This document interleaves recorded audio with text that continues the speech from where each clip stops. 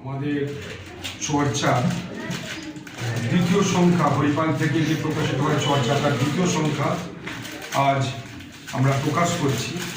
কোনো আনুষ্ঠানিকভাবে নয়, অথচ আমাদের চর্চার খুব কাছের লোক, আমাদের হরিপালের সবার কাছের লোক ডক্টর ইনায়েত আলী ডাক্তারবাবুর লেখাও এই চর্চা আজকে প্রকাশ পাচ্ছে। ডাক্তারবাবু প্রথম আমাদের সাথে এবারে লেখা দিয়েছেন। উনি কবি এবং উনি ফেসবুকে যারা আছেন, ডাক্তারবাবু ফেসবুকে যারা আছেন প্রত্যেকেই ডাক্তারবাবু লেখা পড়েছেন।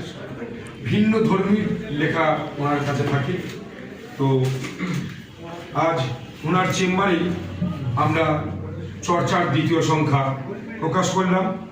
অজস্র ধন্যবাদ ডাক্তারবাবুকে ওনার ব্যস্ত সময় থেকে ওনার কিছুটা অমূল্য সময় আমাদের সাথে দেওয়ার জন্য, চর্চার সাথে দেওয়ার জন্য। নমস্কার। অসংখ্য অসংখ্য ধন্যবাদ হরিপাল লিটিল ম্যাগাজিন চর্চা গ্রুপকে। এসবন্ধু হয়ের পক্ষ থেকে যে উদ্যোগ নেওয়া হয়েছে একটা লিটিল ম্যাগাজিন বার করার, এটা তার দ্বিতীয় সংখ্যা।